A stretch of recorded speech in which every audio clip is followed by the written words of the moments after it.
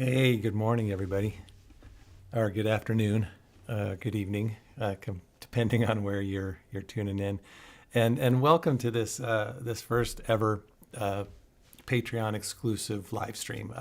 This is an intimate affair, and I knew it would be small, but I just wanted to create something as a way to, just express my thank you to you all for your support. I don't know if I say it enough. I don't think I can say it enough. We can't do what we do without you guys. On the first of every month, Patreon goes into your bank account and takes money out and puts it into Conversation with Curtis's bank account, and that's how we get to do what we're doing. And I think we're building something pretty interesting. I don't know about you guys. It feels like it's growing, and it feels like we're getting more people discovering us every week, and that's very much thanks to Daniel Albu. He's such a tenacious partner in this affair in terms of getting people to come help. So thank you for everything you do, Daniel. And I'm going to make this interview available publicly tomorrow, but I wanted you guys to see it first because it's really fun. And I'll just give you a little background. So every time we were talking about or doing interviews on Phantas 2 or playing Phantas 2, anytime Bob Arnold showed up, people just went nuts over him, and rightfully so. He's a funny character. He's a great foil. He was really well acted by Don Berg, and for someone who only has like 2 or 3 scenes, it's pretty incredible how much of an impression he made. So I just kept thinking, I got to reach out to him. So I finally reached out to him via Facebook a few weeks back, and I say, hey, it's Paul. We haven't talked in a long time. I haven't seen you since the shoot. Would you be interested in doing this? And I get a 2-word response, and he writes, "I'm available." And I'm like, okay, cool. So I say, can I get your email address, and I'll send you all the details. And he sends me his email address. That's it. So I'm like, okay. So then I send him an email with all the information and the potential time and date to see if it all works out. And then I don't hear anything from him at all. So, hey guys, hey Jefferson, hey MDKP. And so I sent him another text on Facebook, and I say, hey, I sent you an email, and I get another response saying, I'll check my spam folder. And then finally I get an email, but the email is just very basic, like, got the information, I'll be there. So I get no response from him other than just the facts. And I'm like, oh man, I do not know what this interview is going to be like. Well, I'll tell you what, it is delightful. He is so fun. We talked about a week and a half ago. I recorded it, and it's just a really, really great time. He's got great memories. I think you guys are going to love this, and I wanted you guys to see it first. So yeah, I'm going to just kind of jump right in. Don may or may not join us. I'll be in the chat. It runs 1 hour, and then Don will join us for a Q&A afterwards. But I just, I'm just looking at some of the chat here. So I see, hey, Carl, Dan, good to see you. Sturm. Hey, Don's here. There we go. That's awesome. I hope you don't flake out. Michael, Malika, oh, it's awesome. Good to see you, Malika. Chad, I feel like I remember, did any of you see Romper Room when they were a kid? She would like look in the mirror, look at the TV and say, I see Billy and Bobby and Susie. And I was like, come on, where's Paul?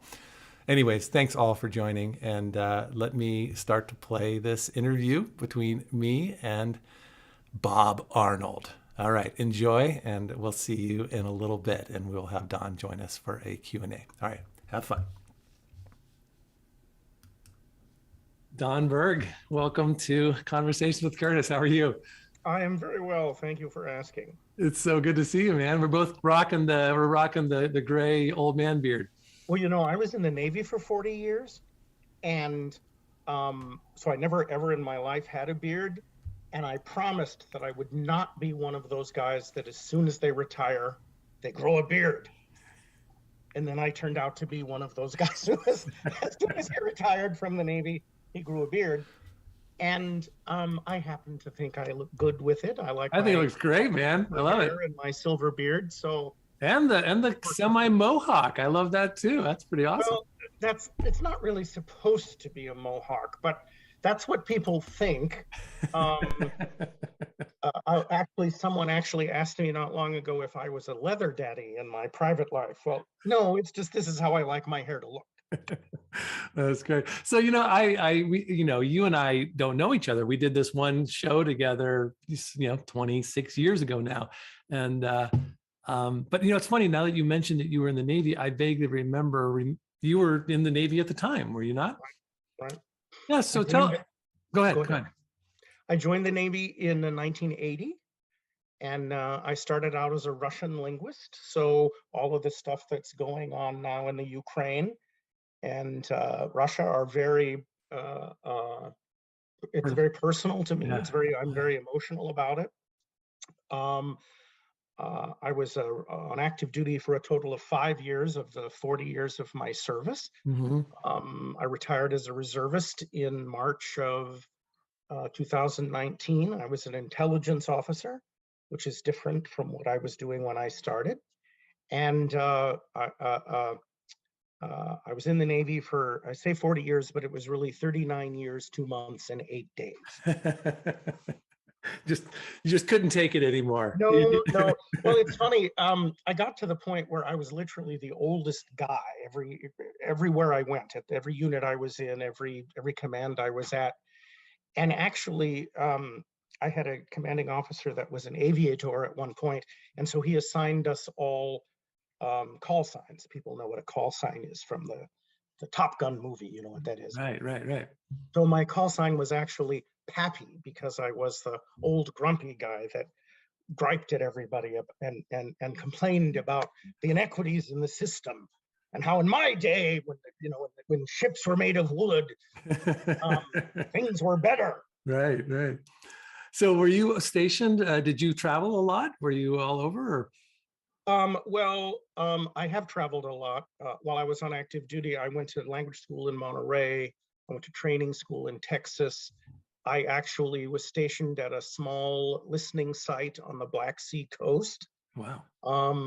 Right across the Black Sea from Odessa for a year, or as I say, 359 days, 14 hours, and 22 minutes.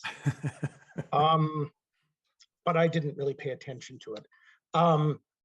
Then I was at the National Security Agency in Baltimore. Yeah. And then I came back to Seattle and became a reservist. And was sent to Scotland, was sent to Korea, Japan, all over the United States, Hawaii a bunch of times. My last active duty stint, actually, I spent a year, 2003 to 2004, I think, chasing terrorists in what's called the Islamic Archipelago. And I did that from Pearl Harbor in Hawaii.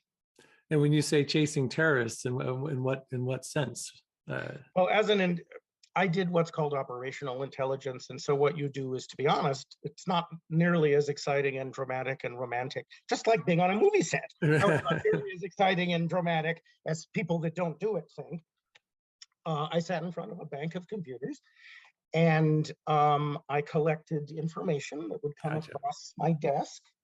And it was my job to look for trends, look for emerging issues. So I'm very proud of the fact that in the year that I spent trying to track terrorists in the Islamic Archipelago, there weren't any Americans blown up during that year. So I was very happy about congratulations for that.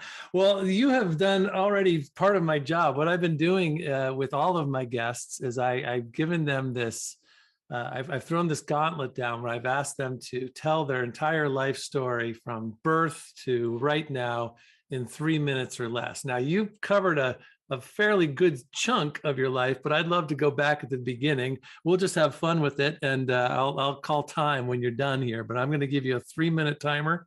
and just give me everything you got, all as much detail as you can throw in there, with the understanding that you've got 3 minutes.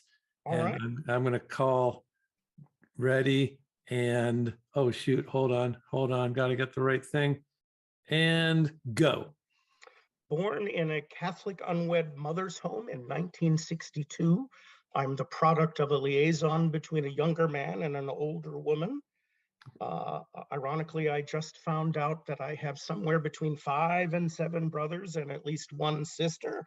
So Wow. both of my parents, my biological parents, were quite the love children of the 60s, even before that was what they called it. I grew up in a military family, so it was natural for me to join the military. I went to I lived in Southern California, then Hawaii, then here in Washington State, which is where I live now. And so I jokingly tell people that because I lived in Hawaii as a child, I'm Hawaiian in my soul. Oh man, yeah. And I have a good friend who's from one of the original Hawaiian families. And every time he hears me say that, he says, "Oh, brother, you ain't no Hawaiian." But I like to think that I'm Hawaiian in my soul. Right.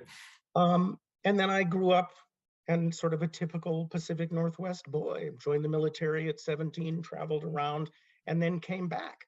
And right now, I live in a little house by the big lake named for our state that I share with my quite rambunctious Australian Shepherd puppy. Nice. And where you're on Lake Washington? Right. Oh man, I live up in the shoreline area, so I have to take a couple short little drives to get to hikes then I get the beautiful view of Lake Washington. Yeah. Well, ironically, I live on the street that I used to live with my ex, who lives one house over with my replacement. And so as I tell my ex, or jokingly tell my ex when my ex complains about it, my house has 2 bathrooms and a view of the lake, and yours doesn't. There you go. There you go. I love it. So when you're taking out the trash on Fridays, there's a little bit of that. We both have Australian Shepherds. Oh wow. They have 2 actually, and I have mine.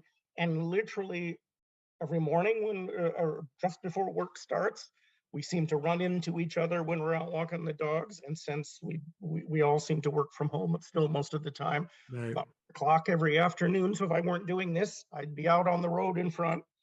That's funny. I was just talking to, I just had an interview with Robert Holmes, and I'm not sure if you're a gamer yourself. Don, do you go by Don or Donald? I'm sorry. Don is fine. Okay. Robert is the composer. He worked for Sierra. He composed a lot of music for their games. Oh, we're all done. Nice work, by the way. You were done way before 3 minutes. He had the same situation. He was married to a woman as they worked at Sierra, got divorced, and then he met Jane Jensen, who was a big writer developer, and they got married. And he talked about how they all worked at Sierra still. So even though they were apart, they would be in meetings together and have to work on projects together. So twice in 2 days now, I'm talking to people who continue to have close connections with their exes, right? Yep. Well, so where in California? Because I grew up in Southern California too. Well, I was born as I said, in a Catholic unwed mother's home in San Diego. Oh, San Diego. Okay, San Diego. Then Long Beach, then from there to Honolulu. Hey, Long Beach. Long Beach is where my dad went. My dad taught at Long Beach State for 30 years. That was his. He was an English professor, and that was his place. So yeah, that's my stomping grounds. So that's interesting. Yeah, we both did SoCal to the Pacific Northwest. So now, where along the lines did you begin to start, pursuing acting? Well, I had performed in a bunch of different ways in school productions and in community theater and stuff. And then, to be honest, when I went to high school, I needed something to do. So the first day of high school, I tried out for cross country. And on our first day in cross country, we ran 9 miles. I went to Bothell High School, so we ran from Bothell to Juanita and back. For those of us who are listening in to our discussion, they won't know what that's like, but you're a local, so you know what I'm talking about. A heck of a run. That is a heck of a run. And the next day, I was crippled. I mean, I literally couldn't walk. Every muscle I had was like jelly. And my mom, who for some reason I'm very temperamentally like, although I'm not biologically related to, actually said, you know, maybe you should think about the drama department instead of the cross country team. And the so star was I born. did. I auditioned for a part in The Crucible, which was the first high school play that I was in, and that launched me from there. When I left active duty, I came back and I did a lot of local community theater, and then I kept working with these people who would say, well, you know, you're at least as good as we are. You know, actors never think anybody else is better than are they. You're at least as good as we are, and we have agents and we work. Do we do commercials and stuff? Have you ever thought about doing that? And after hearing that a bunch of times, I thought, why not? Yeah. And so I did some commercial actors workshops with a couple of the local casting directors. Jody Rothfield, probably, people like that. Yeah. Exactly. Jody Rothfield, Steve Salmunovich. Yeah. Patty Callis. And who did you end up landing with, agent-wise? Well, I had 4 agents over the period that I worked regularly. One I don't remember because it was so long ago, and she was on Bainbridge Island and she went out of business. Then I was with Thompson Media Talent. Okay, yeah. Then I was with someone else, I'm blanking on the name at the moment. And then I was with Trish Lopez. Oh, okay, yeah, Trish and her husband, her son Jamie, right? Yeah. Oh, that's great. Yeah, I always wanted to be with them. I ended up, I shouldn't have said it that way, because if my agent hears that, she won't be very happy. But I was with Topo for my whole time. Yeah, that was my. You know, it's funny. I actually had an opportunity. So I know. I don't know if she's still working even. Yeah, I think she is. But I talked to both of them at the same time, and I don't know why, but I went with. Gotcha. Yeah, that makes sense. So that's a great segue then. So you're with. So it sounds to me that you're with the Lopez group. Was this? Were they the ones that got you out the audition for Phantas too? They were. And so tell me what you remember about auditioning and how you got, what you knew when you went in for the audition. Were you savvy about this kind of work? What were you thinking? Well, I'm not a gamer. You said a couple of minutes ago, I don't know if you're a gamer. Trust me, I'm not a gamer. And in fact, I don't know that that I should admit this, but I couldn't actually see myself in the game until somebody posted YouTube videos, because I could never get the darn thing to play. Me too. So I didn't really know going in what to expect, other than I knew that I was going to do what was considered an innovative sort of video-based project when I went into to audition. So I treated it like I would any audition, which is I read the sides and I thought about the character, so it didn't really matter to me what these days we'd call what the platform was. Right. What was important was do I know enough about the character to actually give a credible audition? And so that's how I prepared. I would say 2 things about the experience of auditioning. One, I identified immediately with the character. and I've been told this by Lorelei, with whom I am still friends after all these years. Oh, that's great. That as soon as she saw me audition, she turned to Andy or whoever else was in the room and said, "That's him. He's Bob. He's the one. Hire him." That's well, what a great situation to be in, right? That doesn't happen often. Did you tell right away when do you remember the experience being in the room? Did you go out to Redmond? Is that where Yeah, yeah. yeah, right. Of all the auditions that I've done, and granted, I'm way out of practice, I haven't done it in a long time, I knew that I nailed it. Oh, good. That's great. And I knew that it would be a mistake. See, again, I go back to actors, and you know how they are. I certainly don't always feel that way when I do auditions. I always want the job, of course, but this was one of them when I literally thought, if they don't hire me, screw them. They're making right, absolutely. So how many days do you remember how much of a gap there was between auditioning and when the gig started? No, I don't remember. Yeah. What about in terms of how many days did you remember how many days you had on the gig, or was it more than you thought, that they originally thought, or there was? Well, I would say two things. Again, because I'm friends with Lorelei, we're not close at the moment, but we are friends. My part was supposed to be bigger. Bob's part was supposed to be bigger originally. Yeah. But I think it was 11 days. 11 days, yeah.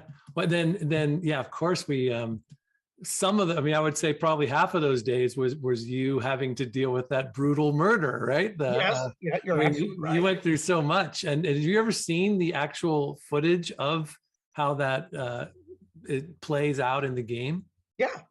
In fact, I just sent it to somebody, when I'm bragging about the varied and interesting career that I've had all across the board, my civilian job, my military job.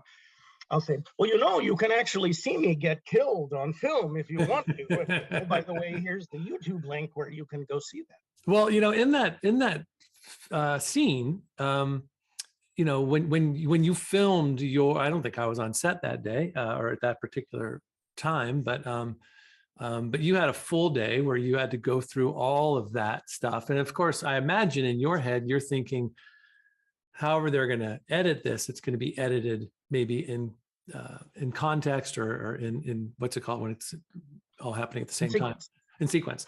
But then they ended up in the editing kind of like cutting it between Curtis kind of walking down the hallway and maybe or maybe not remembering what's happening, and then these flash cuts to your brutal scene. And when you first saw that, what was your take on that? Well,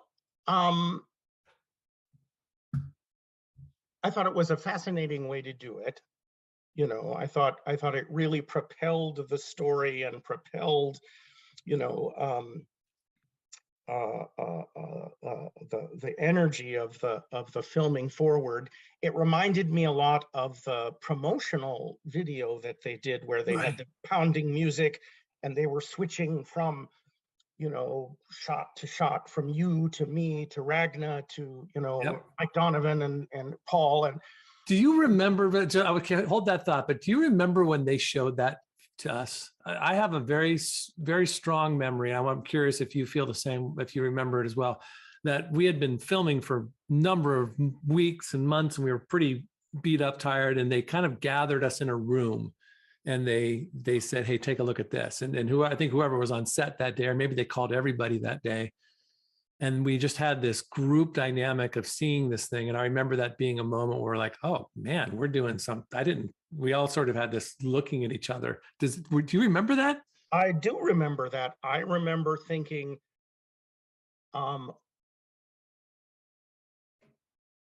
this is something. I mean, this is powerful. This is the real deal. This isn't,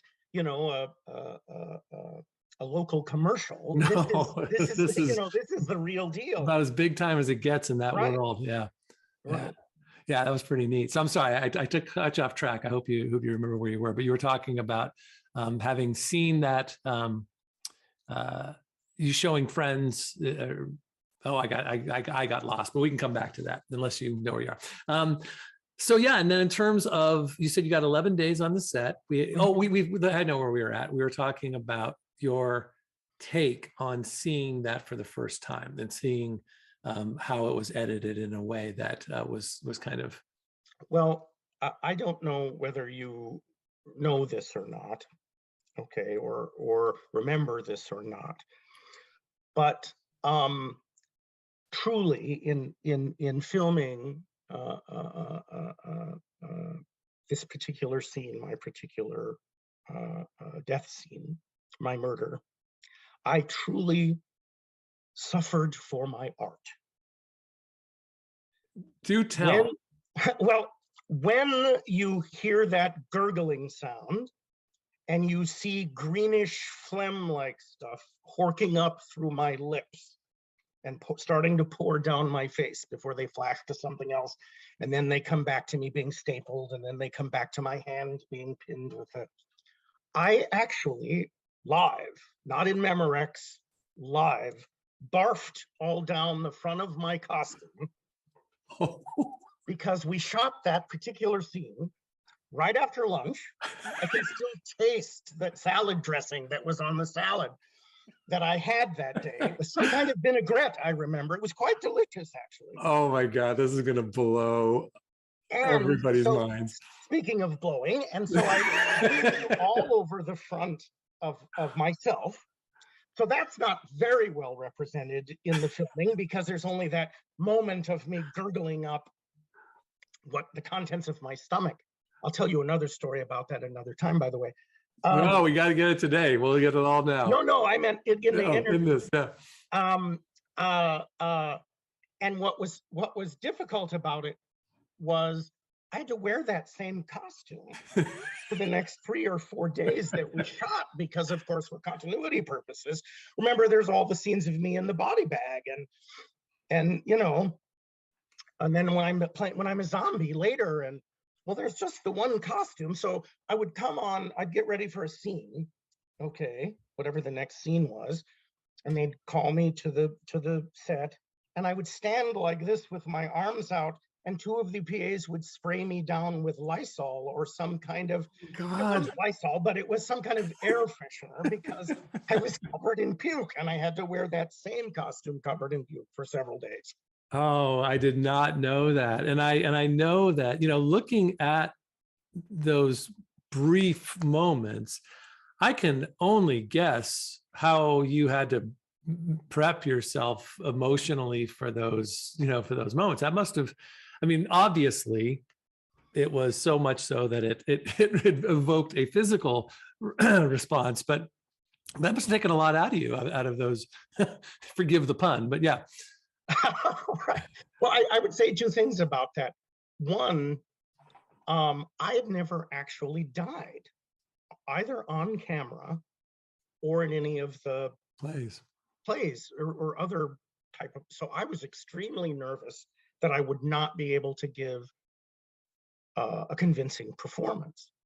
I mean,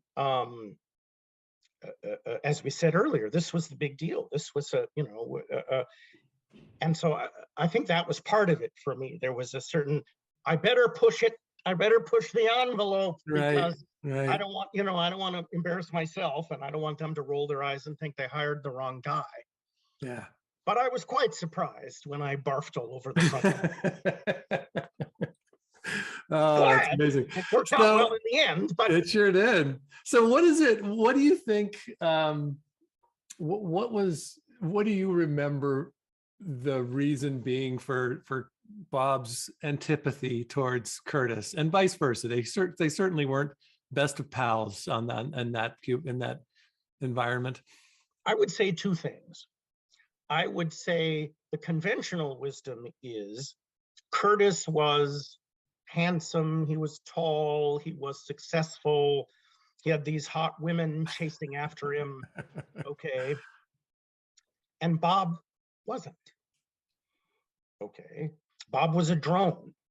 Okay, one of those drones that thinks he should make more money than everyone else and thinks he's the best guy, you know, but really isn't. Right. But looking back, and I don't believe this was written in this way, because then it would have mirrored too much your relationship with the character that Paul Mitri played. Right, Trevor. Yeah. I think that there was a certain latent homosexual attraction between Bob and Curtis that Bob wasn't aware of or conscious of, and certainly Curtis didn't, Right. Curtis would have been clueless. We've talked so much about this, I mean, it's a game, and there's a very strong B movie quality to it. And so there's a lot of leeway, but, and so some of the humor being that everyone's attracted to Curtis, and, Right. and I will cop to being tall and handsome-ish, but I was skinny, and I wasn't like I was a movie star. So we've been jokingly saying that whatever this alien version of Curtis must have had some sort of pheromone that just brought everybody to him. It like a moth to a flame. And poor Curtis, of course, is like, what the hell is all this? And he's attention. And I don't know if you've I've dove in so much to this, Don, but one of the things that people have, part of the reason this game has fans today, or that has stood the test of time, is that, and thanks to Lorelei's vision and her writing, it was the first game really ever to portray homosexuality and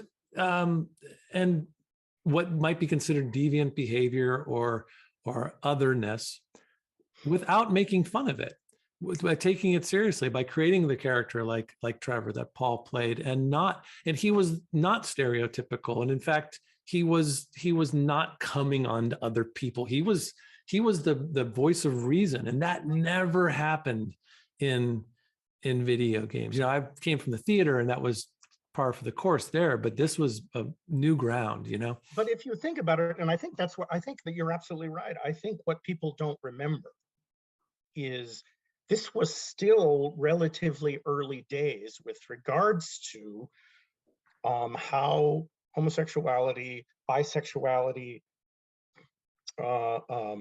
alternative lifestyles were portrayed.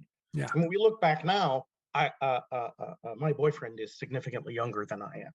And so we'll be watching something from that period, something that's very stereotypical or something that's about the AIDS crisis. And he'll be like, what? You mean they talked about putting gay people in camps?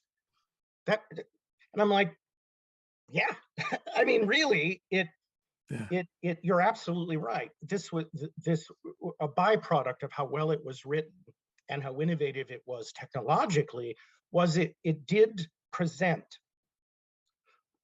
I don't want to say real life because it was a game, but it did present, I think, how people, even the most regular people, they have interests, they have alternative ways of thinking, they have unique private lives.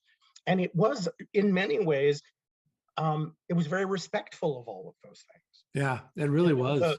The scenes in the S&M club, okay, again, they weren't played for fun. It was, well, this is really happening. And, Curtis doesn't know how to react because he is this nice farm boy or whatever. And he's the one that's out of place. They're looking at him as though he's the sort of, the freak, and I guess. Not treated in a disrespectful way.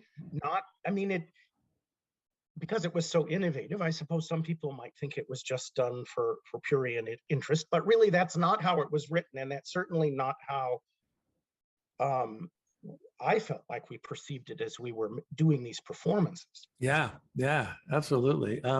That's great. I want to share with you. Let me see if I can find a few things. I've got some, but it just dawned on me that you probably haven't seen a lot of this stuff, and I want to see if I can quickly. There's some backstage pics. Oh, wow, is that? Oh, wait a minute.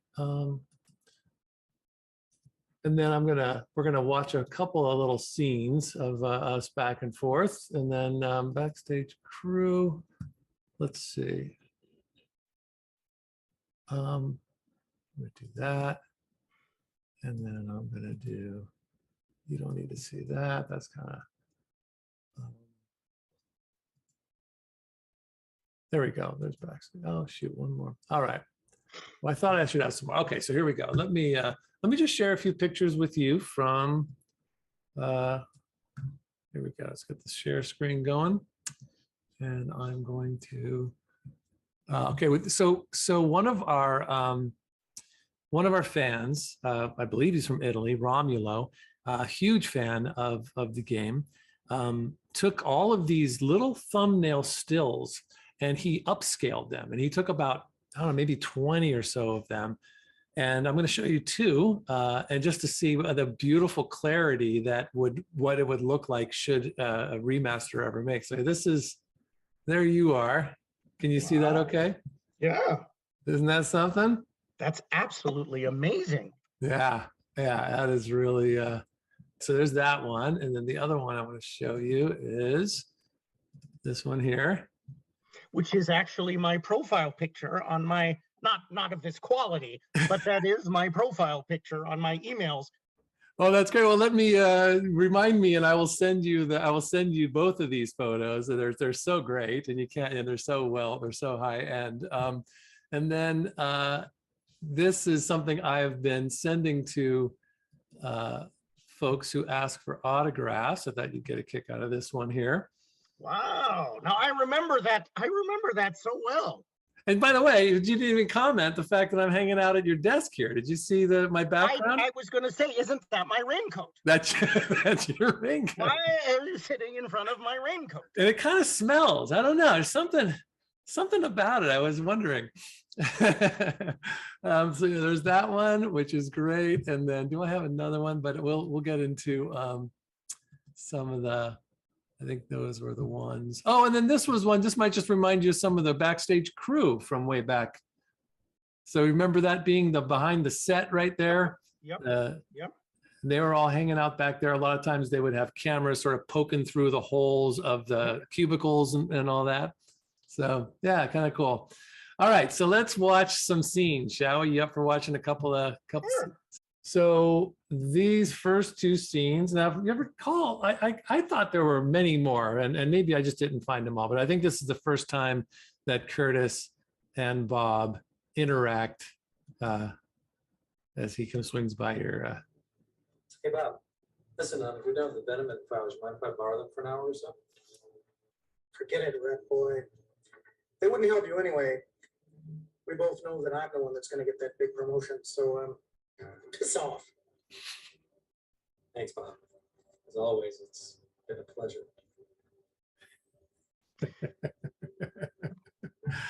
All right, let's stop. Oh, we got another one. Before we do, I want to, yeah, what do you got? Yeah, I could see you're ready I to. was going to say, I don't remember being that terrible. Oh, I don't think you're terrible at all. I think you're great.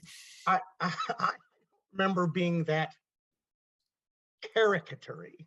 Right. That's what I mean. I don't. You know, what's funny is I remember, as I was deciding whether or not I wanted to pursue this project, I started to do a deep dive, and I found some interview that you gave quite a while ago where you said exactly that. You said that you felt that your job was to take this character to a level that's just at the caricature part, that you felt like that was very much what they needed from you to be that guy. So, and as you're watching it now, just remember that you were being directed to kind of go there. Yeah, but I still think I might have pushed it over the line a little bit. Hey, I did what I could. I was trying to help. In that particular scene, the giving the finger, that was mine.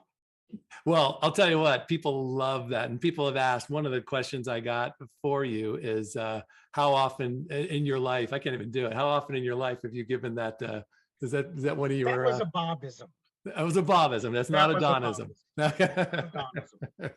All right, well, let's watch the next one here. Okay.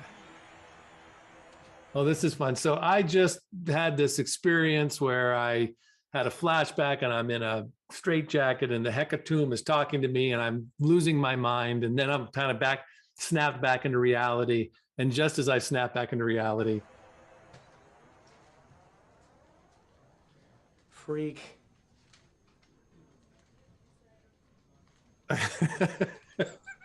We got to do that again. I love physical comedy, and I think that is just one of your exit at the end there is so perfect, because you start off with such power, and you caught him in this moment, and you nailed him. And he gives you the look, and you hold it for a second, but then your knees kind of buckle a little bit. You have a moment where you just almost waver. So yeah, we got to go back. Let's watch this again. So here we go.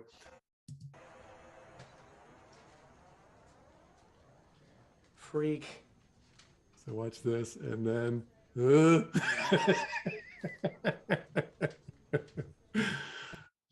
You know, I think what that shows is the natural way bullies behave.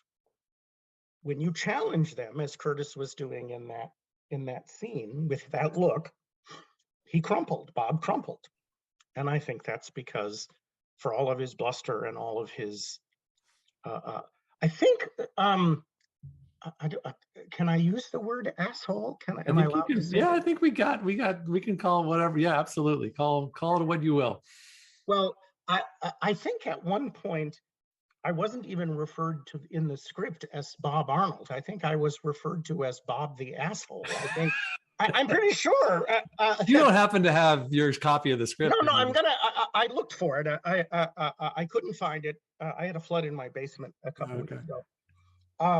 But you think he actually was called Bob the asshole? I think he was actually called Bob the asshole. Oh, that's hilarious. Or referred to that way. Right. You know,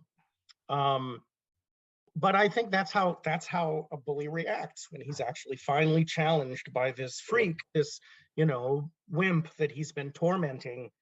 Yeah, and he's caught up. That's great. Well, you know, then I saw, you know, I played the game for the very first time in my life just recently. I did this, you know, live stream. So that was just a, you know, talk about, you know, a Samuel Beckett play. You know, I just was having to watch my younger self and all this stuff. And but the scenes that I saw with Bob, one of the things that I noticed that Curtis was just as bad. He was, I mean, maybe it was because he was defending himself, but there's a part of me that feels like had Curtis been a slightly nicer person to Bob, they might have been. So let's watch this scene, and then you tell me what. Here, let me share this with you. But like, so Bob you know, so Curtis gives it as well as he gets it here. Let's take a look here. Bob. Oh, this isn't the one. It's the next one. I found my document. That was pretty juvenile of you. What are you talking about, Craig? It's not my fault you can't find your files. Yeah, well, whatever. Just don't let it happen again or you'll regret it. Ooh, is that a threat? You're scaring me.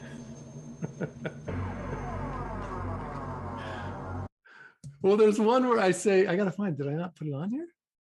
I have to find it. I thought I put it on here. Where I come into your cubicle and I say, hey, is your date the same as last year? I mean, I think she was like 65 or something. It was just some, you know, he comes in and tries to just get you. But I love your, ooh, you're scaring me with your book in your one hand. Well, I think again, that speaks to how well the characters were written, because it shows both the relationship, but it also shows sort of the growing of Curtis's ability. He's growing out of the wimp, the guy that is pestered all the time, bullied all the time by Bob. And so it shows the dichotomy, okay, as he is becoming, he's having these experiences, he's having more of these flashbacks, and, you know, you don't know, as you're building up to, you know, his future, it really is impacting all of his life, all of the parts of his life. So he's starting to stand up to the bully. He's starting to put back. And in that particular scene, I think Bob just doesn't realize yet that you know, he's going to start really getting pushback. He just doesn't quite realize it yet. So you have so talk me through I just finished the game, and I know that the Curtis that we've watched throughout this story is this replicant of the actual Curtis, and that the actual Curtis has, you know, been rotting away and bitter and angry and trying to get him back. I still don't know who picked up the staple gun and killed Bob, then ultimately killed all the other people in the game. Do you think it was the Curtis? Was it the Hecatomb that just came in and did that, or did Curtis do it through some sort of I don't know. I still don't quite understand. I can't quite wrap my mind around who did the physical actions of these things. I personally think it was the Hecatomb. That I think it was the Hecatomb. Was the Hecatomb able to transform himself into that? Because Curtis keeps seeing himself. Keeps seeing. Well, if you think about, let's use it. Let's talk about an analogous, not analogous, but similar. Look, have you watch Resident Alien? I don't, but please. Okay. Well, in Resident Alien, the very talented actor Alan Tudyk, he is both the Doctor, okay, and then he's the alien, and only certain people can see him. I like the Hulk a little bit, right? Right. Only certain. So I think the Hecatomb has the ability to reach out. Okay, Yeah. to sneak out, to peek out. Okay. I don't necessarily think it's Curtis, the replicant that we're seeing with that has the nice girlfriend and has the gerbil thing, and I don't think it's that. I don't think it's him going from Dr. Jekyll to Mr. Hyde. I think it's the Hecatomb. Right, and that the Hecatomb is able to present itself, especially with Curtis, in ways he's trying to break Curtis's mind, and so by presenting himself as a version of Curtis numerous times, also as himself or itself numerous times, there's that ability to do that as well. But that ability is short-lived. Yeah, and that's part of the frustration. He can only peek out, right, reach out, right, and that's part of what's causing the anger and the frustration. Is he thinks he's more powerful really than he is. It is, they are, she is, right, whatever however you want to call what is the Hecatomb, and that's part of the frustration. Yeah, I love it. That's great. All right, so I think I like those upscaled photos. Wes Plate, who I'm not sure if Wes was the actor, not the actor, but Wes was the editor of Phantas 2, and I got to know him a little bit back when he was working on the game, and had him on as a guest as well. And he provided about 20 minutes of completely unmatted, uncropped, original footage. So you really get this sense of just how, again, just how good the quality, and I've talked so much about the cinematography and the lighting in this game. Is those young, back then, very young artists that came up to do that they were doing amazing work, and you can really see it. So anyways, before I show you this, do you remember those guys? I do. But again, it was part of we knew we were doing something innovative. We knew we were doing something exciting, because you could feel their energy. You could feel everyone from Laurel. I mean, it was, they got what they were doing was creating something. They were starting something. Now, did it go all the way that it could have? Maybe not. I don't know. And we ran out of money, and we just basically, couldn't get to the final product that it needed to get to. But right, but they knew that it was unique. They knew that it had potential. It was I assume this is how people that worked at Tesla 10 years ago feel. Right. There was an energy, we're on the right track. Totally. Okay, so let's watch. This is your death scene. I'm going to turn the music down a little bit, and if you want to we can stop anywhere along the way. And if you have something that you want to share, just let me know, and we'll just stop and kind of talk through these little moments. All right. So let me share this. Back to there, and I'm going to turn this down a little bit. Get down to about there. Okay, so here we go.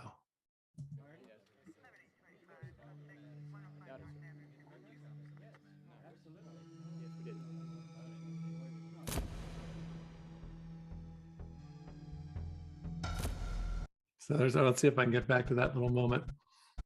There we go. So and do you remember them taking these photos of you knowing that there I is? do. Okay. Yeah. I do remember them taking these photos. Oh, and you sent me a photo. I'll show in a little bit of your continuity picture, the little Polaroid, right? Yeah, Right. that's great. So there's that first moment of seeing something went wrong. There we go. Look, that's a stunning picture if you think about it. It's just so It is a stunning picture, but since we're talking about the backstage secret stuff that was going on, the original special effect of me being eviscerated from gullet to stomach didn't work. It was supposed to explode out of me. Okay. And it didn't work. And so that's one thing I think that shows how good these pictures are, because it's almost like we didn't really need that big explosion of blood because of all the other things that were going on. Absolutely. Oh shoot! I just what happened? Where was I? There we go. Make sure I don't. And tell me what's your memory? I'm going to stop for just a second. We'll keep going. What's your memory? Quite a bit in terms of getting all that prep. I remember how frustrated he was when we couldn't get the explosion that was supposed to happen. I don't remember, the trigger didn't work, or there was some. And was the explosion something that you were involved in? What was the explosion? No, it was just I wore a blood bag. Okay. It was that was under my shirt and under my tie, and it was supposed to be fired like a squib. Yeah. It was supposed to be fired, and it wouldn't do it. And I remember how frustrated he was getting, because this was supposed to be a big moment. Effect. Yeah. It was supposed to leap out. Right. And there was no leaping. It just didn't work. Yeah. All right, let's go back. That's great. All right, so here we go. A little bit more here. Get back to our spot. There we go. I'm going to just stop every time we see a little moment here. There we go. Yeah, let's go back to that. So again, this is this moment. So you spent a whole day in one of those little cubicles. I'm sure they busted out the walls, so you had some room. But you're just banging yourself up against this. Right. And were you throwing yourself around, or were you getting? I am doing all of that on my own. I am throwing myself against the wall. I'm ricocheting from one wall to the other. That's all me. And that broken lens on your glasses is a really there's such a touch that, especially when you become the zombie later, it's this perfect thing, right? And then it starts. That the X-Acto knife was a little bit hard to get right, because of course they weren't actually putting something through my hand. So we had a little trouble getting it to stick out straight and stay sticking out straight. Oh, let me go back here and see. Let's see if they're right there, right? So that it would do that, versus just sort of droop over. So you have it like just it's starting to droop. You have to be careful. Oh, that's great. So, by the way, if you didn't know, that person right there is Wes Plate, who was So yeah, you were probably, that's Wes right there. Oh wow! He had a little cameo. So here we go. You were probably had a mouthful of fake blood at this point, and yep.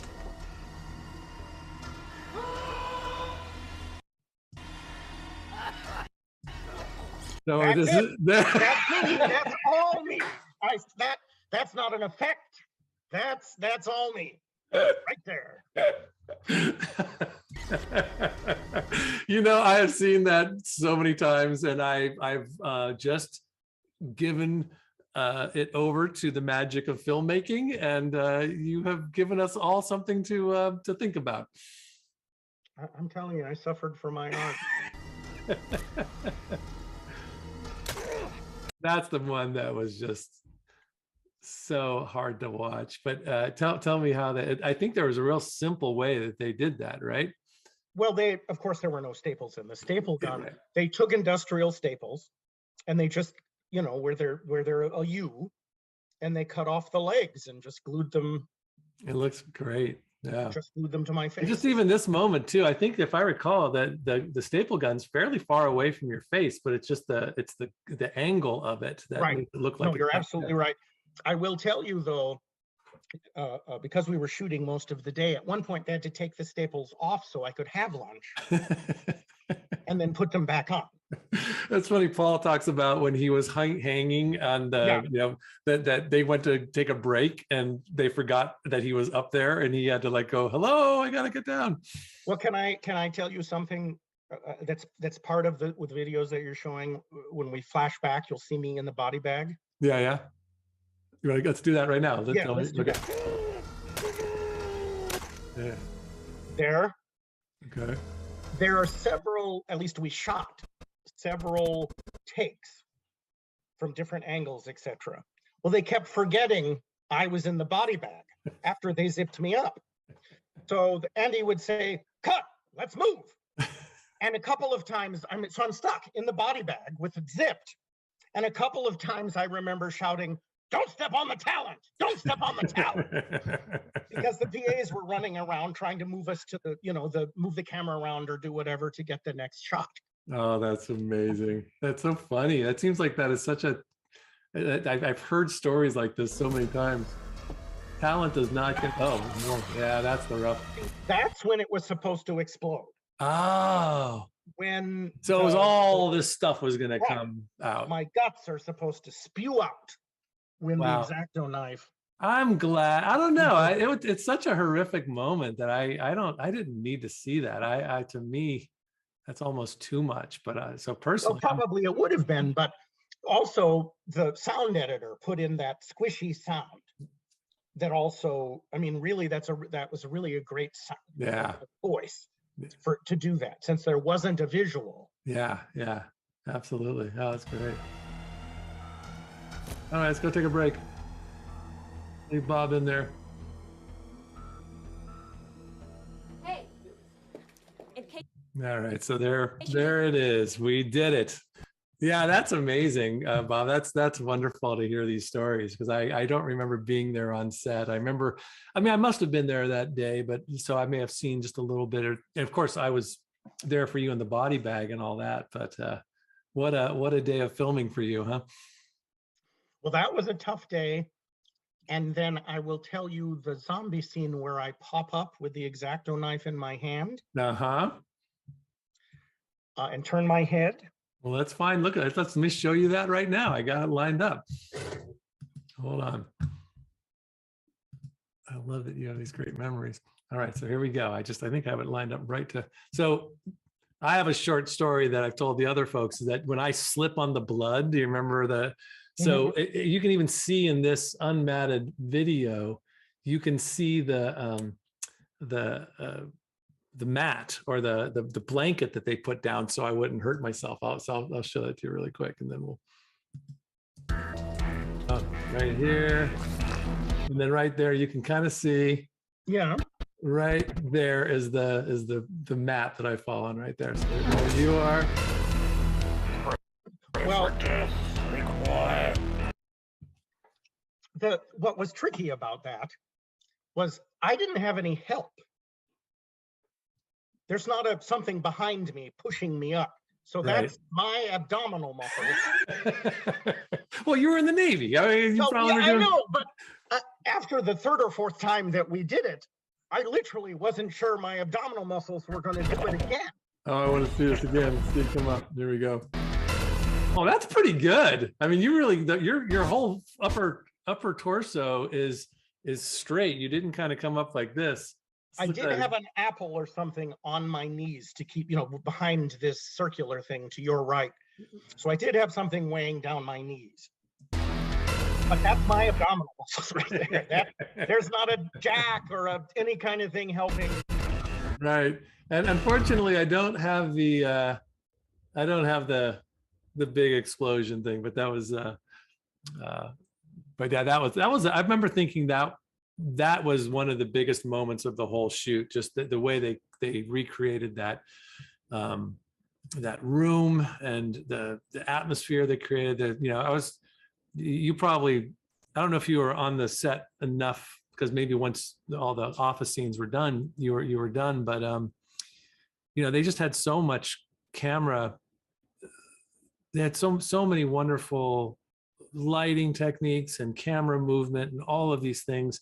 And then as the shoot went on, it became less and less of that and more just static, because they were just seeing the budget just go out the window. Right. We were going, yeah, one take. Yeah, so you can see, you can see how there are just these scenes that are just so beautifully choreographed and moved, and then there's like this, it's Right. funny how it doesn't stay consistent the whole way through. And so, what was your experience? So the game was over. We did it. We went on our way. The game came out. Like you said, you were never able to play it. At what point did you realize that this game was taking on some sort of a life in the gaming world, and that it was finding some fans and some stature, I guess? Well, I think really it was when I got contacted by Rudy Merchant. Right. And it was really him, talking about it with me and sending me emails and asking to interview me. And I mean, that's how I got my groupie. Yeah. Is he your groupie, or is it another groupie? No. I thought I told you this. I have one groupie, or had one groupie, who saw something that Rudy presented. And then she contacted me through that somehow. I don't know how she tracked me down, but she talked about how she was playing the game during a time when her marriage was collapsing. Okay. And the fact that she had this game to turn to, and she could play this game, and she could connect with the characters, and that the acting was so good, and that it really helped her get through. Wow. It's really, I don't, you haven't heard that story before? No, I never heard that. No, And I wish I remembered the woman's name. I don't remember, but we had several communications back and forth. So I always refer to her as my groupie. you had a groupie. Oh, that's awesome. That's awesome. Well, I gotta say, Don, it is a pleasure talking to you. So what are you're out of the Navy, you're out of the acting game. Are you officially out of the acting game, or you Well, I would say two things. If you've ever gone out of compliance with your dues, and you know how painful it is to get back into compliance. I have. Yeah. Technically, I'm still a professional if you're a member of a union and paying your dues. Yeah, Makes you a professional. We just went through Screen Actors Guild after a season, award season, and so I just got about 25 screeners. Oh, nice. That which I enjoy every year. So technically, I'm still a professional. Gotcha. My dues, because I'm not paying that. I'm not going out of compliance. Right. And did I see a UW website? Do you work at the UW? I work at the University of Washington. That's Nice. right.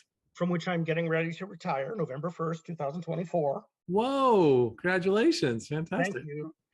And I actually at that point might go back to doing a little bit of acting, both because I'll have the time. But one of the issues that I had was my look didn't always fit with my age and my acting style. Right. Okay. Well, now I'm an old fat dude with silver hair and a silver beard. Yeah, you got some. So, first of all, there aren't that many guys my age like you and I. So we still have full heads of hair. I mean, there aren't that many guys that have that. You got some roles ahead of you, yeah. So one of my options will be, figuring out how to go back into doing it. You lose the ability to like exercising. I'd have a hard time today, learning a bunch of lines and all that sort of thing. But I'm hoping it would be like muscle memory that I would go back to doing it. But I think now that I have a look, absolutely, Seattle's a small market town, yeah, and you got to have a look to work in this town. That's good. Well, let's get you back into some video games. I think people would love to see. I would love to do it again. Well, Don, it's a real pleasure chatting with you. Thank you so much for taking the time to meet with me today. When we come back, I will have some I know that we're going to have some fans that are going to be excited to ask you some questions. So when we come back, it'll probably be about, maybe if you're up for it, maybe another 30 minutes or so of that, and then just kind of I'll facilitate that and go from there. I look forward to it. Thank you so much. It's nice Yeah. to see you again. I'm excited that you're doing this. Thanks. Yeah, no, it's been a surprise and a real joy. I've just never thought this would be something I'd do, or that I love it. It's been really great. It's neat to, I think this idea of oral histories, especially of a medium that was never taken seriously back when it was happening. And I think that going back and talking to those pioneers, and yet it made such an impact on the people that know about it. And yeah. All right, Don, thanks so much. And I'll be in touch, and I'll talk to you soon. Okay. Bye. Thank you. All right. Take care. Bye-bye. All right, so that was awesome, wasn't it? I mean, what a great interview, and we are lucky and fortunate to have Don. I'm going to see again. I have to do all the things to make sure nothing. Okay, there's that. I'm going to see if I can get him in place, and hopefully he'll be right there, and it's all going to be lined up perfectly. So, folks, if you have any questions for our friend Don Berg or Bob Arnold, now is the time to ask them in the chat, and I will relay them to him. But in the meantime, let me welcome in real time, live and in color, Don Berg. There you are. Hey, man, how's it going? Oh, you have to unmute yourself, right? I have to ask you to unmute. I'm going to ask you to unmute. There we go. You just have to hit that mute button, Don, and then there we go. Oh, but now I can't hear you. Hold on. Why can't I hear you? Also, it's all this lining things up with OBS. Let's see, can I make this? There we go. And for some reason, I'm gonna have to fix but for some reason I can't hear you. Why can't I hear you? I'm going to OBS. Oh, that's not that. Huh. Yeah, I see your mouth moving. You are unmuted, but... Oh, I know what it is. No, do I know what it is? Here, let's try this. Share screen. Share sound. No, that's not it either. Why can't I... Oh, join sound. Join with computer sound. All right, that might be it. All right. There we go. There we go. Fantastic. And now I just need to crop you a little bit better. And all right, I'm gonna go. How you doing, buddy? I'm doing quite well, thank you. Good. That was really fun to watch. It was fun to do, and then fun to watch as we did it. So I thank you so much for taking the time and making it work. Let's see. Is this it? There we go. This is just a little bit of making you look. Right now you're not cropped very well, so let me get you cropped out a little bit better. I remember Patty Callis telling us we should always ask, "What's my frame?" Yeah, that's exactly what's happening. Your frame is okay. That's good. Okay, good. Okay, I've got some questions for you. Some nice thank yous. Dan Nastic wants to know if you have any souvenirs or keepsakes from your time on P2. Well, the only souvenir or keepsake that I have is a continuity photo from when I was after I'd thrown up all over myself, and my shirt was gashed, and that's really the only sort of tactile, physical souvenir that I have. Yeah, and you said that to me, and it's going to take me too long to find it, but I will post it on either our Discord or our Twitter, and we'll get that out there just so people can see it. Excellent. Lots of people just saying thank you and how much they appreciate you being on here. Dan also wants to know how it feels to be a part of a cult classic after all these years. I think any actor, I suppose the same thing is true for any of the people that are heavily involved in the creation of something special like this. It's nice to reflect back. I mean, I think at the time we knew that it was special, We knew that it was innovative. We knew that it was different, but that 26 plus years later, we'd still be talking to people who are interested in it and care about the work that we did. It's flattering. It's makes me feel a little warm and gushy. Yeah, it's pretty neat. I mean, I never would, who would have thought, right?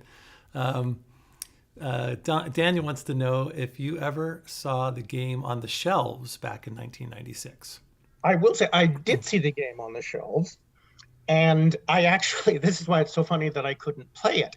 I actually bought the 5 CD set or the 6 CD set or whatever. Remember, it came in that big envelope, accordion like thing, and you had to shift from every chapter was a different CD-ROM.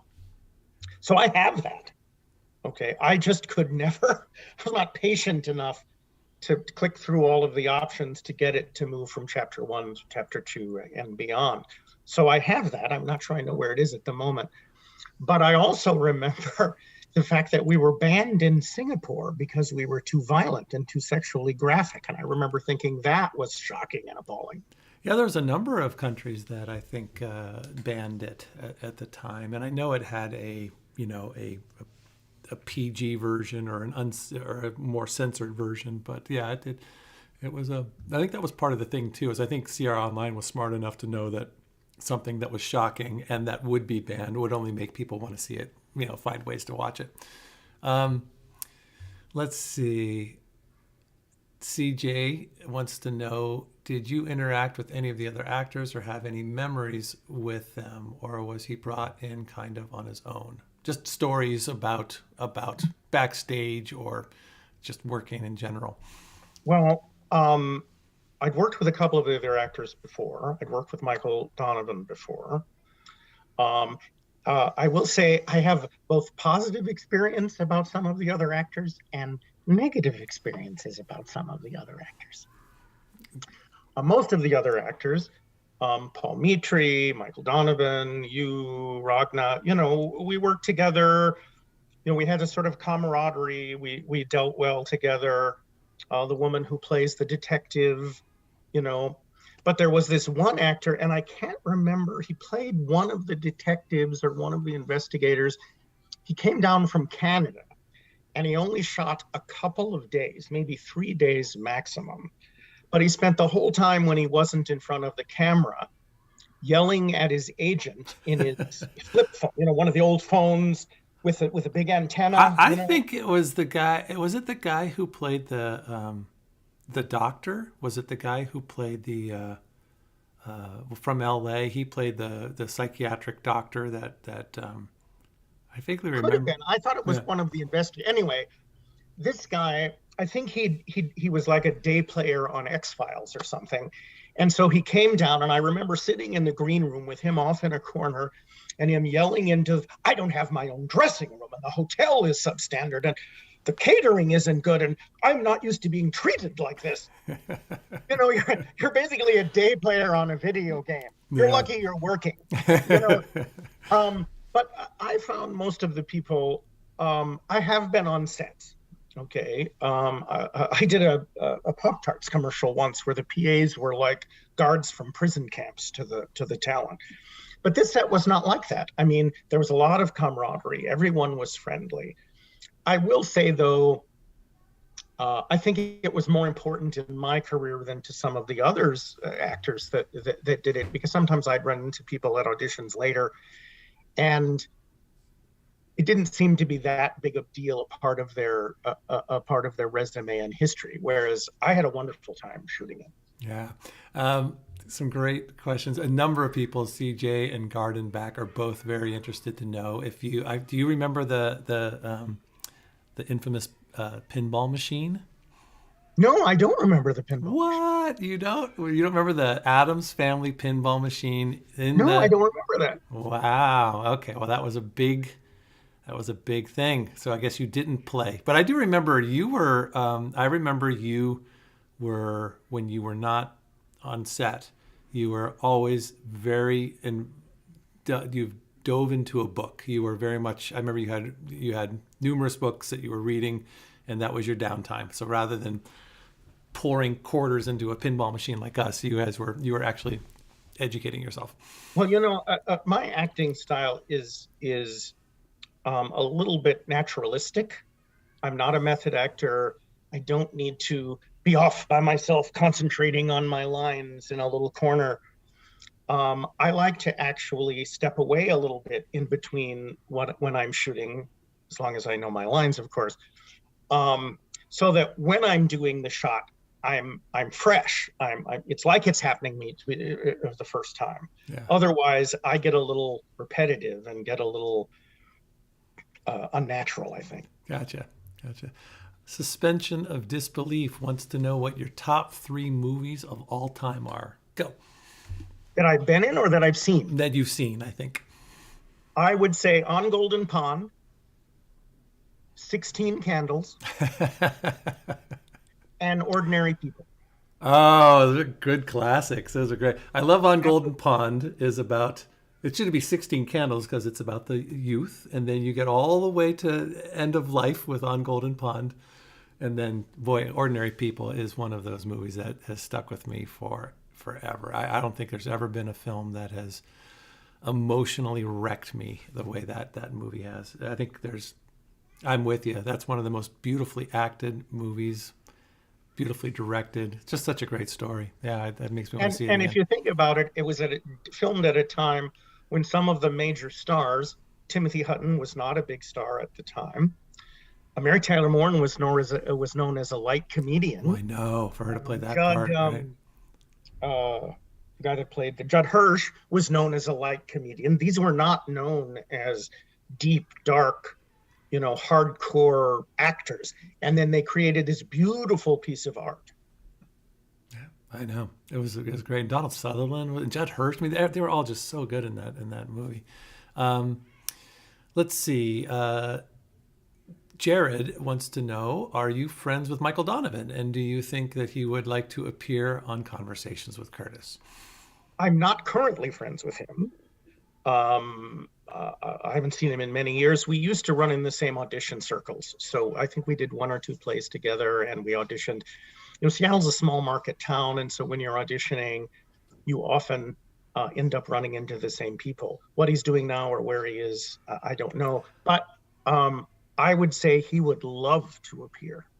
Yeah, I think so. I haven't seen or run into him like you since the day we wrapped, and so as we continue to build on the oral history of Phantas 2, he'll certainly be someone I reach out to in the future. Let's see. Chad writes, the first time I saw On Golden Pond, I was wondering what this crap was, but Norman Thayer's grumpiness caught on quickly. That's a role. The thing about being an actor is that I can grow into. Someday I can be Norman Thayer. That would be fun. Well, it's funny. I have a friend who describes me. She says, he's like a pie. He's hard and crusty on the outside, but soft and gooey on the inside. Totally. And so I think I'm more Norman Thayer than not. Let's see. Someone's asking, you have an uncredited role as a Marine in the 1991 film Dogfight. I do. I believe that had River Phoenix in it, right? It had River Phoenix and Lily Taylor. Yeah. And I don't, not too many people know this, but it also featured in a very important scene, Brendan Fraser. Oh, wow. It was he was a local. He went to Cornish. That's right. Yeah. It was one of his first, other than being an extra or whatever kind of roles. And I will tell you a little secret. If you've watched our video, I was in the Navy for 40 years. Well, when I was on the set, I was the only one that knew how Navy uniforms should look. So I actually had to tie Brendan Fraser's neckerchief in uniform because literally no one else knew how to do it. Knew how to do that. So you became the unofficial. They had guys in their Navy uniforms wearing white gym socks. No, they can't be wearing white gym socks. They had guys just coming out of boot camp with chests full of ribbons. No, that's not right, you guys. But yes, I tied Brendan Fraser's neckerchief for that movie. That's excellent. Viva Las Los Locos wants to know what your favorite project you starred in that we have to watch apart from P2. Is there anything that any projects that you were? I think it's sweet that you think I'm important enough to have starred in anything. I'm not sure that that's the case, although I do recommend seeing Dogfight. That's a very sweet movie. River Phoenix was a terrific actor. He was a terrific person. I'll tell you a story.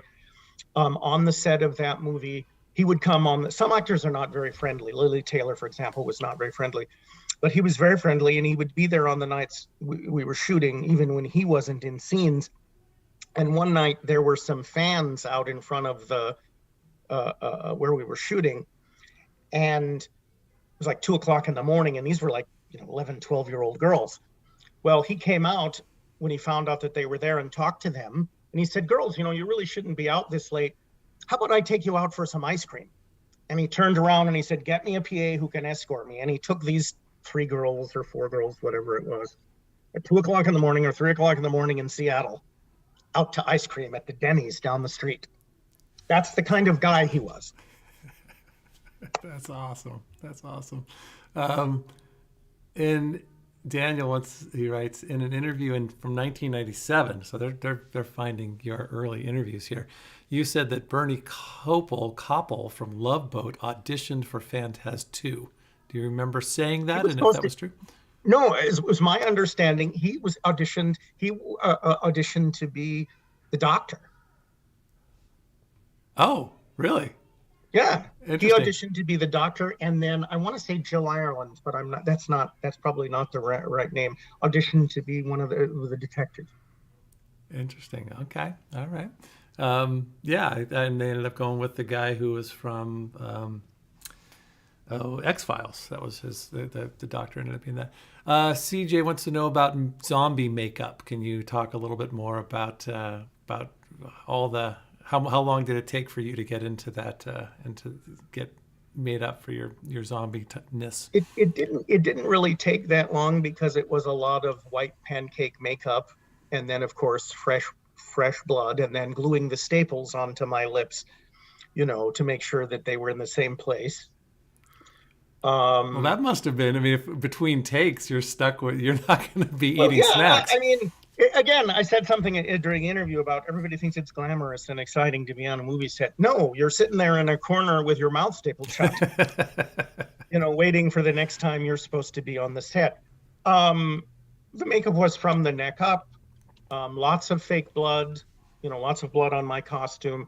But it wasn't like I was playing an alien in Star Trek or Star Wars or something where I was made. It took 3 hours to make me up. Yeah. Okay. Gotcha. Kathy Ireland was the person that the name you were getting. All right. So now is the time. I know there are some Bob-isms that people would love to hear you say. And so if you are, I'm sure you know them better than I do. And I think when I want to sign off after we get a few of these by, I'm not sure if you got my email this morning, but when I say goodbye to you, I'm going to say goodbye to you as Curtis. And then I need you to give me the Bob finger. There is the ever-loving freak. Yep. And then I was looking, I thought I had put out an X-Acto knife so I could do it. But then there's the, come a little closer, rat boy. You've got something in your eye. I love it. There's a pray for death. They're pray for death. The come a little closer, I will tell you, that line is mine. Oh, That's sweet. That is the one and only line that I improvised. And I was asked to. I didn't just come up with it, but whatever the line wasn't working. And so Andy said, "Don, can you think of something?" And so that's the one line that's mine. Okay. Well, Don, thank you so much. First, for taking the time to meet with me last week or the week before when we chatted. That was just so much fun, just having that time with you, the two of us. And then again, for you joining us today on our first ever Patreon exclusive event. We've got a group of people that really care deeply about this project and are helping fund it. And so you're the first person that We are just doing this for them. We'll make this public to everybody, but we wanted to just have a moment so that they could enjoy this experience with you. And so I can't thank you enough for your time. And let's make sure we stay in touch. But until then, Bob. Piss off, Curtis. Piss off. Piss off, right No, boy. I will take two. We gotta do it again. Let me. I gotta get the Curtis line in first, and then you can do it. Okay, here we go. Take two and cut. Okay, here we go. Bob, as always, it's been a pleasure. Piss off, rat boy. Piss off. All right, thanks, buddy. See you soon. Thank you. Bye. Bye. Oh, that was awesome. Hey, thanks everybody for joining. And again, thank you so much for your support. This is a lot of fun. Please make sure to join starting Monday. We have our next installment of Phantas 1 with Victoria Morsel Hemmingson. That's been a lot of fun. And then Friday, we pick back up our retro gaming happy hour where Daniel Albu and I will continue playing Gabriel Knight 2. So, it just keeps going, and it's a lot of fun, and I appreciate your time and your support. And have a great rest of your weekend, everybody, and take care. All right, talk to you soon. Bye-bye.